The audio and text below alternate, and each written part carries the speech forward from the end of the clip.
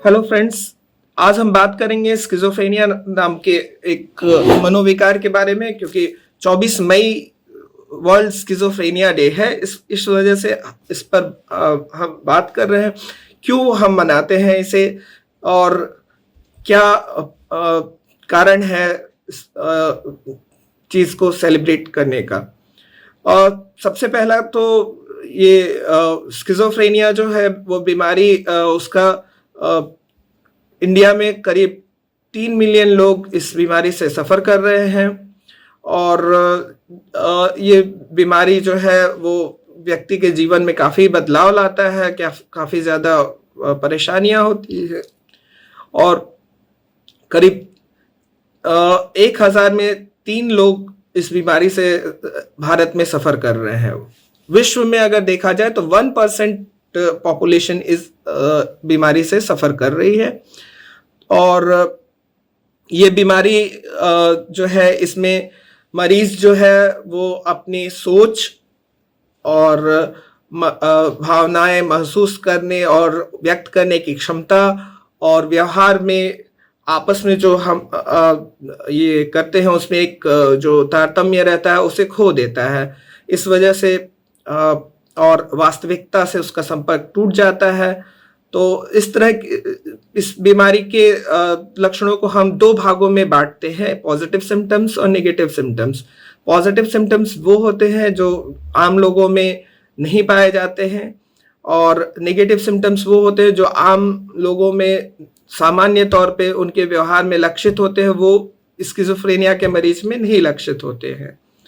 तो positive symptoms में से है कि जैसे मरीज को कोई हेलुसिनेशन होना, उसका खुद ब खुद से बात करना, या दीवारों से जिसको हम कह सकते हैं बात करना, और जैसे कि उसे आवाज़ें सुनाई देना, उसे कोई अशरीरी चीज़ दिखाई देना, और डरना, और ये अचानक से गुस्सा हो जाना, ये सब पॉजिटिव सिम्टम्स के लक्षण हैं।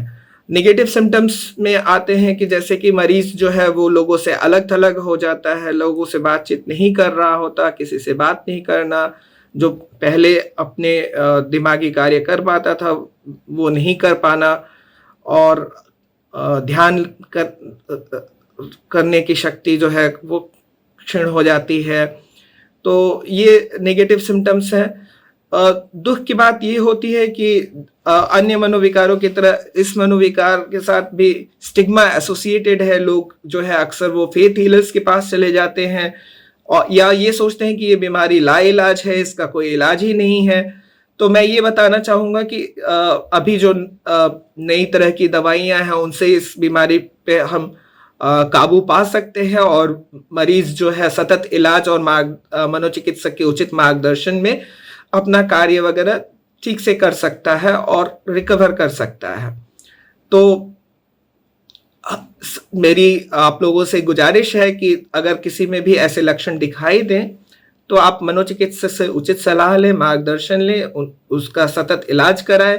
ऐसे मरीजों के केयर गिवर्स के लिए मैं ये कहना चाहूँगा कि ऐसे मरीजों को सतत भावनात्मक सपोर्ट की आवश्यकता होती है, और वो बहुत बार नहीं मिल पाता हमारे ऐसे मरीजों में। तो इस वजह से मरीजों की रिकवरी काफ़ी प्रभावित होती है। ये ध्यान रखेंगे कि ऐसे मरीज अपनी भावनाएं व्यक्त नहीं कर पा रहे हैं, लेकिन वो महसूस कर सकते हैं, और कुछ हद तक ये मरीज ज़्यादा सेंसिटिव हो जाते हैं नेगेटिव क्रिटिसिज्म या नेगेटिव कमेंट्स के बारे में। तो इन चीज़ों का ध्यान रखें, उचित मार्गदर्शन लें मनोचिकित्सक की, और सलाह से उचित दवाइयों का प्रयोग करें। अभी जो नई दवाइयां हैं जैसे एमिसल्पेराइड और अन्य नए जनरेशन के जो एंटीसाइकोटिक्स हैं उनसे काफ़ी हद तक इस बीमारी को काबू में किया जा सकता है, और इस बीमारी का इलाज संभव है। इसलिए इस बीमारी का इलाज कराएं और मरीज को उसकी ज़िंदगी भरपूर जीने में मदद करें।